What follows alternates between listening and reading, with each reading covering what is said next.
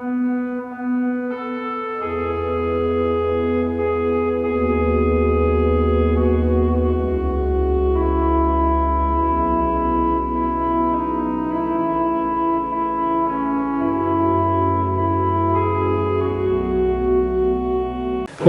함께 나눌 말씀은 신약 2쪽, 신약 성경 2쪽 마태복음 2장 1절에서 12절까지의 말씀입니다.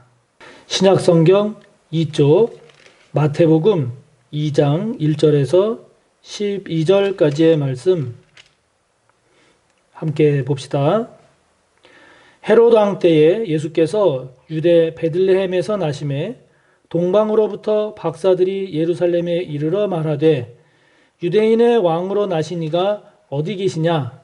우리가 동방에서 그의 별을 보고 그에게 경배하러 왔노라 하니 헤롯 왕과 온 예루살렘이 듣고 소동한지라. 왕이 모든 대제사장과 백성의 서기관들을 모아 그리스도가 어디서 나겠느냐 물으니 이르되 유대 베들레헴이오니 이는 선지자로 이렇게 기록된 바 또 유대 땅 베들레헴아 너는 유대 고을 중에서 가장 작지 아니하도다. 내게서 한 다스리는 자가 나와서 내 백성 이스라엘의 목자가 되리라 하였음이니이다. 이에 헤롯이 가만히 박사들을 불러 별이 나타난 때를 자세히 묻고 베들레헴으로 보내며 이르되 가서 아기에 대하여 자세히 알아보고 찾거든 내게 고하여 나도 가서 그에게 경배하게 하라. 박사들이 왕의 말을 듣고 갈새 동방에서 보던 그 별이 문득 앞서 인도하여 가다가 아기 있는 곳 위에 머물러 서 있는지라. 그들이 별을 보고 매우 크게 기뻐하더라. 집에 들어가 아기와 그의 어머니 마리아가 함께 있는 것을 보고 엎드려 아기께 경배하고 보배합을 열어 황금과 유향과 모략을 예물로 드리니라. 그들은 꿈에 헤롯에게로 돌아가지 말라 지시함을 받아 다른 길로 고국에 돌아가니라. 아멘. 오늘은 우리가 말씀에서도 본 것처럼 동방에서 온 박사들, 흔히 우리가 동방박사라고 하지요. 이 동방박사들에 대한 이야기, 내용을 오늘 함께 살펴보려고 합니다. 동방박사에 대한 이야기는 거의 다가 성탄절 때 성탄절과 관련해서 나누곤 하지요. 그렇기 때문에 지금 성탄절과는 거리가 먼 이 6월 마지막 날에 이 동방박사에 관한 이야기는 어떤 느낌으로 다가올까 또 사뭇 궁금하기도 합니다. 우리는 흔히 동방박사를 이야기할 때 동방박사 세 사람 이런 이야기를 많이 하지요. 그러나 사실은 몇 명인지 모릅니다. 몇 명인지 모릅니다. 그러면 왜 동방박사는 세 사람이라고 하는 걸까요? 그것은 오늘 본문 11절을 보면 동방박사들이 아기 예수님께 예물을 드릴 때 황금, 유향, 모략 이렇게 세 가지를 드리는 모습이 나오는데 이것을 근거로 해서 동방박사를 세 사람으로 그리는 그런 전통이 형성됐다고도 합니다. 그러나 성경은 동방박사들이라고만 이렇게 표현을 하고 있기 때문에 2명 이상인 것은 분명하지만 그 이상은 정확히 몇 명인지 모릅니다. 그리고 또 동방박사가 세 사람이다 아니다 그게 또 사실 그렇게 중요한 이야기도 아니죠. 오늘 본문에 나타난 동방박사들의 모습을 통해서 우리가 그들의 모습과 내용 가운데 우리가 되새겨야 할 그러한 내용이 무엇일까? 이 점을 우리가 살펴야겠지요. 동방박사 이야기는 성경 전체를 놓고 볼 때 오늘 이 마태복음 2장 이 본문 여기에서만 나옵니다. 그리고 그 어느 곳에서도 더 이상의 언급, 소개가 없습니다. 그러나 예수님 탄생 이후에 예수님의 육신의 부모인 요셉과 마리아를 제외한다면 예수님을 제일 먼저 만나고 예수님께 제일 먼저 경배한 사람들이 누구냐? 이 동방박사들입니다. 동방박사들입니다. 동방박사, 이들은 누구일까요? 어떤 사람들일까요? 오늘 1절 말씀을 보면 이들을 동방으로부터 온 박사 이렇게 소개하고 있습니다. 여기서 동방이라고 하는 것은 보통 이스라엘의 동쪽, 그러니까 저 먼 메소포타미아 지역, 좀 더 구체적으로 말한다면 바벨론, 오늘날의 이란 지역으로 많이 이야기들을 합니다. 그 지역으로부터 온 박사들, 이런 얘기죠. 그런데 그 성경 아래쪽을 보면 박사라고 하는 이 말에 대해서 다른 말로 하면 점성가, 이렇게 점성가로 표현할 수 있다고 되어 있습니다. 그래서 이거를 다시 이야기하면 이란 지역으로부터 온 점성가들, 이렇게 되는 거죠. 점성가들, 점성가, 이들은 누구입니까? 이들은 하늘에 있는 별들의 위치나 모습들을 통해서 세상에 대한 정보 또는 세상에 대한 징조, 이러한 것들을 파악하고 연구하는 사람들입니다. 오늘날 우리가 생각하는 점쟁이하고는 개념이나 차원이 다른 사람들입니다. 이 당시 이들은 인격적인 면이나 학식에 있어서 상당히 높이 평가받았던 그런 사람들이었습니다. 오늘날로 말하면 천문학자에 좀 가깝다고 할까요? 그런 사람들이라고 보여집니다. 그런데 중요한 것은 무엇인고 하니 그들이 동방으로부터 온 사람들이라는 것이죠. 다른 말로 말하면 유대인이 아닌 이방인이었다라고 하는 겁니다. 우리가 잘 알듯이 이스라엘 사람들에게 있어서 이방인은 하나님의 구원에 참여하지 못하는 사람, 하나님의 구원에서 떠나 있는 사람, 하나님께 선택받지 못한 버림받은 사람들이 이방인이죠. 그렇기 때문에 유대인들은 이방인들을 아주 천대하고 멸시했는데 그런 이방인들인 이 동방박사들이 메시아인 예수님을 제일 먼저 만나는, 메시아인 예수님을 제일 먼저 경배하는 그런 복된 사람들이 되었다라고 하는 것이죠. 할렐루야.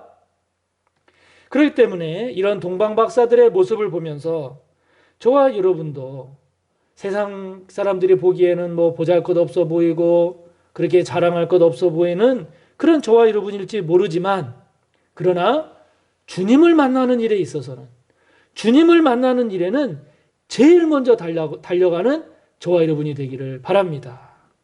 여러분, 주님을 만나는 것보다 더 중요한 일이 뭐가 있을까요? 없습니다. 주님 만나는 것이 제일 중요합니다. 최고입니다. 물론 우리가 이 세상을 살아가면서 돈도 좋고 지위도 좋고 명예도 좋고 학벌이나 이런 모든 것들도 다 좋지만, 그러나 주님을 만나는 것보다 더 복된 것은 없죠. 주님을 만나는 것보다 더 복된 것은 없습니다. 주님을 만나는 것이 가장 귀합니다. 가장 복됩니다. 할렐루야. 우리가 이 세상에서의 삶을 우리가 열심히 살아가지만, 최선을 다해서 살아가지만, 그러나 동방박사들처럼 주님 만나는 것을 가장 귀하게 여기고 주님 만나는 것을 그 누구에게도 빼앗기지 않는 저와 여러분, 복된 우리가 꼭 되기를 바랍니다. 그러면 이 동방으로부터 온 박사들은 어떻게 예수님을 만날 수 있었나요? 오늘 말씀을 보면 별을 따라왔다고 했습니다. 별을 따라왔다고 했습니다. 2절 말씀을 보면 예루살렘에 온 이들이 말합니다. 유대인의 왕으로 나신 이가 어디 계시냐? 우리가 동방에서 그의 별을 보고 그에게 경배하러 왔노라. 그럽니다. 9절을 보면 이들은 예루살렘에서 다시 그 별을 따라서 예수님이 태어나신 곳 베들레헴을 향해서 갑니다. 그리고 10절 말씀을 보면 자신들을 아기 예수께 인도하는 별을 보고 기뻐했다고 했습니다. 매우 크게 기뻐했다고 했습니다. 그렇습니다. 저와 여러분에게도 이런 별이 있어야 합니다. 주님께로 인도하는 별이 있어야 합니다. 주님께 인도하는 별이 있는 사람, 주님께 가는 그 별을 따라가는 삶, 그 사람이 복된 사람이요, 그 삶이 복된 삶이 되는 것이죠. 물론 요즘은 밤이 워낙 환하고 찬란해서 별에 대한 그런 낭만이 참 많이 사라진 게 사실입니다. 혹시 이 노래를 아시나요?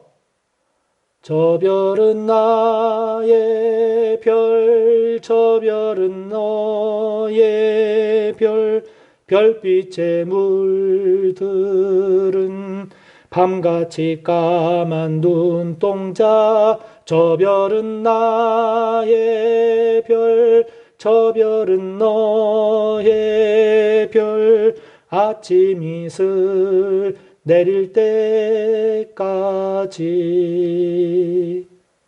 이 노래를 들어보셨나요?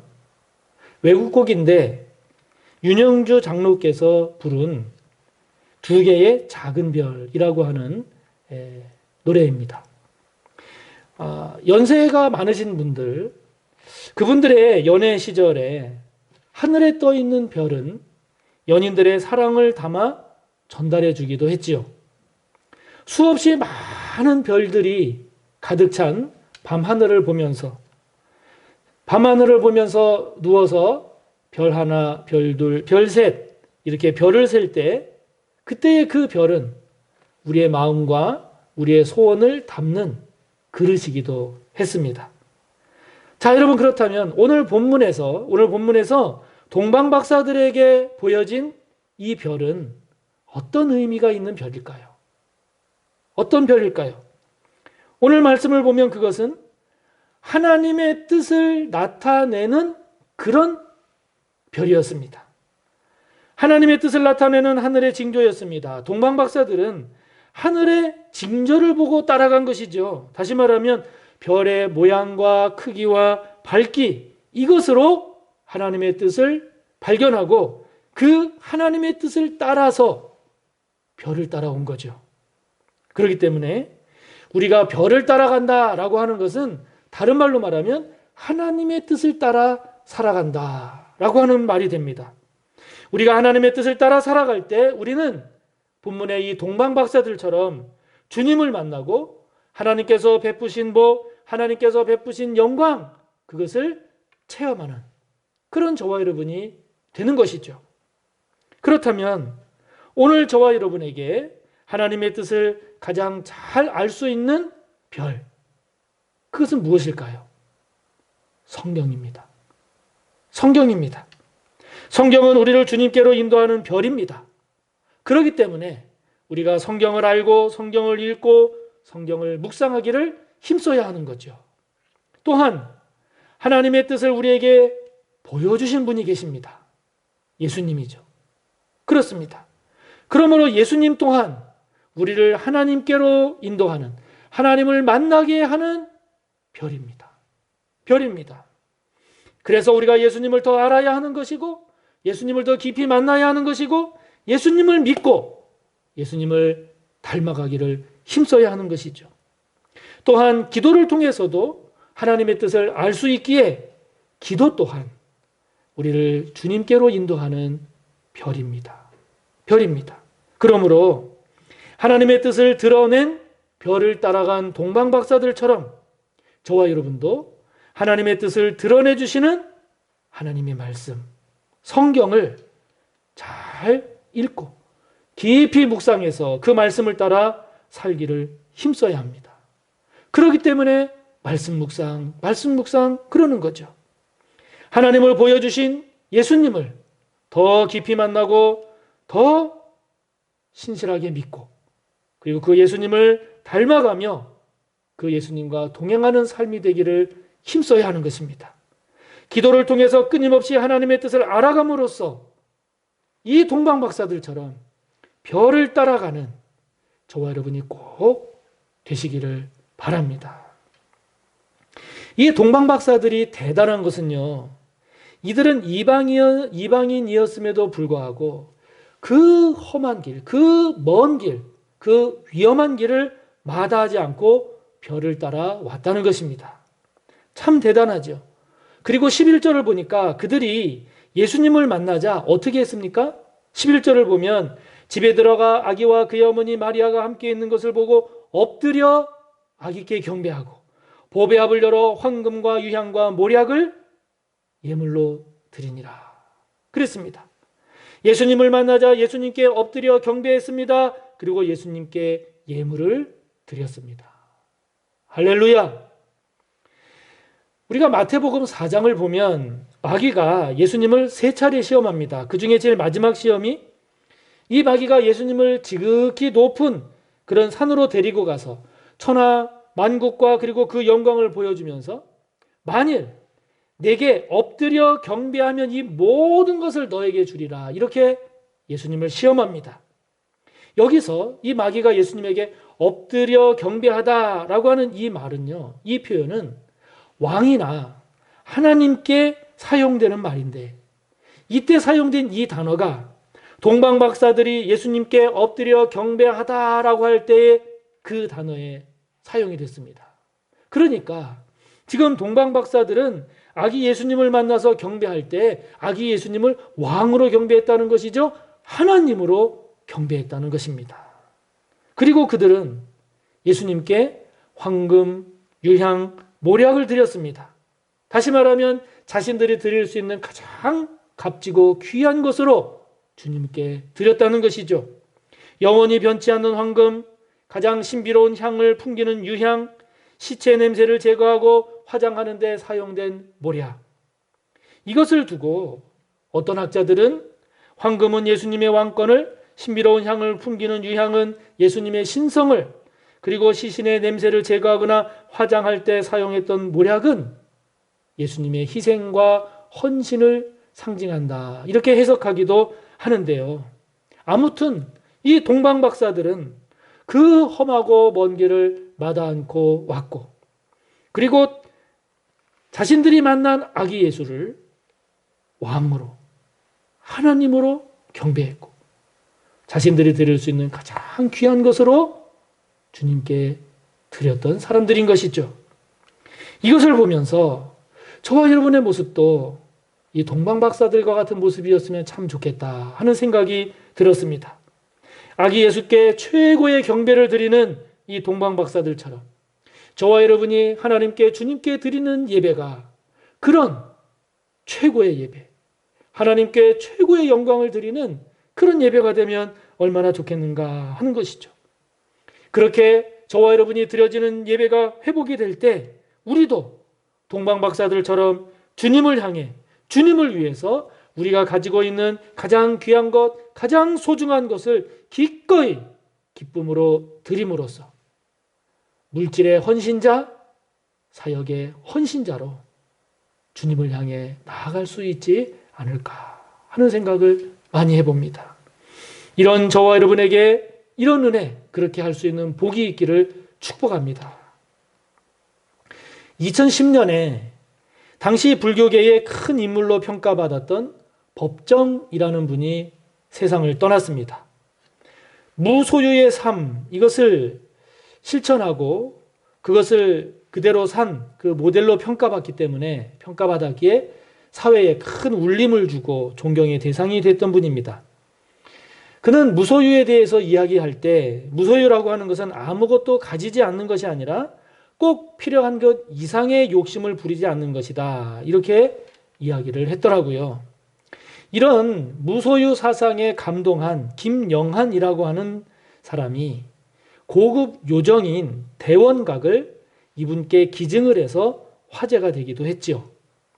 70년대 말 그 당시 가격으로 1,000억 원대라고 하니까 어마어마한 건물이죠.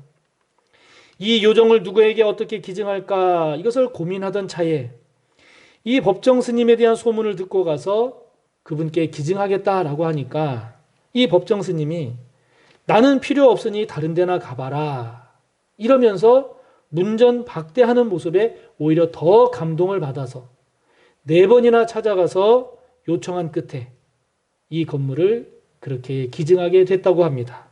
그것이 지금 성북동에 있는 길상사입니다.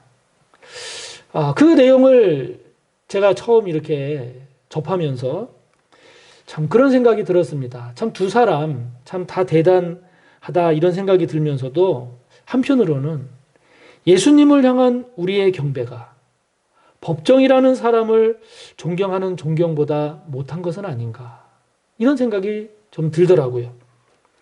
주님을 위한 우리의 헌신이 법정이라는 사람을 위한 헌신보다 못한 것은 아닌가, 이런 반성도 하게 되었습니다.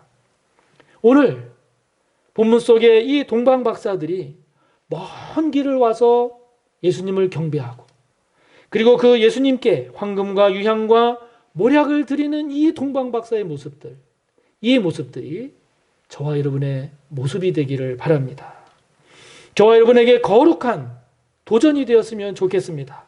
주님을 향한 우리의 경배, 주님을 향한 우리의 아름다운 헌신이 더욱 회복되기를 바랍니다.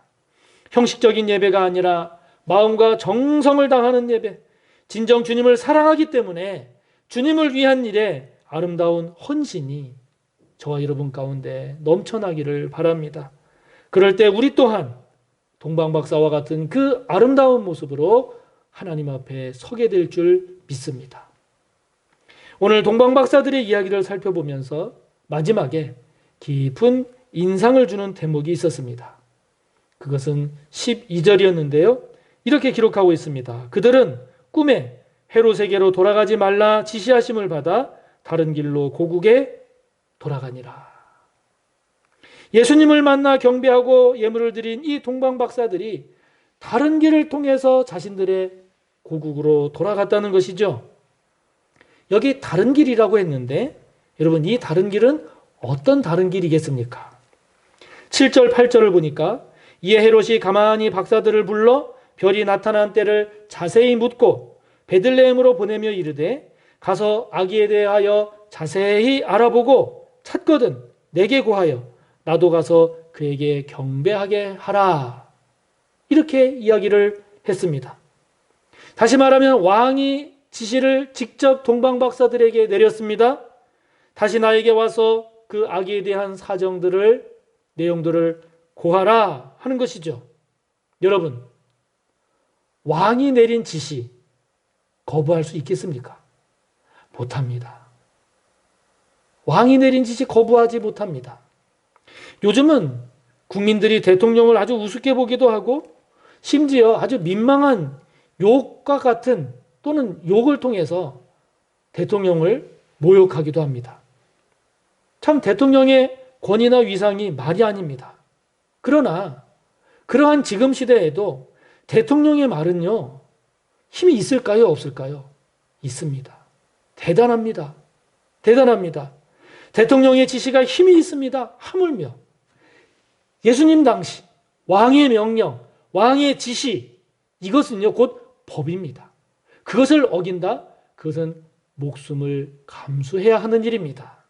그런데 동방박사들은 그런 왕의 지시를 어기고 따르지 않고 다른 길로 갔다는 것이죠. 누구의 지시를 따랐다는 겁니까? 하나님의 지시를 따랐다는 겁니다. 그래서 공동번역 성경을 보면 지시하심을 받아라고 하는 이 부분을 하나님의 지시를 받고 이렇게 번역을 하고 있는 겁니다. 결국 동방박사들은 헤롯왕, 다른 말로 말하면 세상의 요구, 세상의 뜻, 이것을 따르지 않고 하나님의 뜻을 따랐다. 하나님의 뜻에 순종했다라고 하는 것이죠. 세상 뜻을 따르지 않을 때 죽을지도 모르는 그 위험 속에서도 그들은 기꺼이 하나님의 뜻을 선택한 용기 있는 사람, 믿음의 사람, 그들이 동방박사들이었던 겁니다. 여호수아 24장 15절을 보면 여호수아는 이렇게 말합니다. 만일 여호와를 섬기는 것이 너희에게 좋지 않게 보이거든 너희 조상들이 강 저쪽에서 섬기던 신들이든지 또는 너희가 거주하는 땅에 있는 아모리 족속의 신들이든지 너희가 섬길 자를 오늘 택하라. 오직 나와 내 집은 여호와를 섬기겠노라. 할렐루야. 여러분, 이런 여호수아의 모습, 오늘 저와 여러분의 모습이 되기를 바랍니다. 마태복음 4장 10절에서 예수님은 사탄을 향해 명령하십니다. 사탄아 물러가라. 주 너의 하나님께 경배하고 다만 그분을 섬기라. 이 주님의 모습, 오늘 저와 여러분의 모습이기를 바랍니다. 헤롯왕의 지시에 굴복하지 않고 하나님의 말씀을 용기 내어 순종한 이 동방박사들의 이 모습, 이것이 오늘 저와 여러분의 모습이 되기를 바랍니다. 세상의 뜻이 아닌 하나님의 뜻을 따라 살기를 결단하고 헌신하는 저와 여러분 모두에게 승리와 영광이 있기를 주님의 이름으로 축복합니다. 하나님 아버지, 이방인이었지만 가장 먼저 주님을 만나고 주님을 경배한 동방박사들처럼 저희들 늘 먼저 주님을 만나기에 힘쓰고 주님 만나는 것을 그 무엇보다 소중히 여기는 저희들 되게 하옵소서. 주님께 인도하는, 하나님께 인도하는 별을 잘 따라가는 저희들의 인생이 되기를 원합니다. 아버지 하나님, 이 세상에서의 삶을 최선을 다하여 살아가지만 그러나 주님을 향한 경배, 주님을 향한 헌신, 이 또한 저희들 동방박사들처럼 아름답기를 원합니다. 아버지 하나님, 세상의 뜻, 세상의 소리가 아닌 하나님의 뜻, 주님의 음성을 잘 따라가는 동방박사들과 같은 저희들 되기를 원하오니 아버지 하나님 저희들 도와주시고 함께 해주셔서 승리와 영광의 주인공 되게 하옵소서. 예수님의 이름으로 기도하옵나이다. 아멘.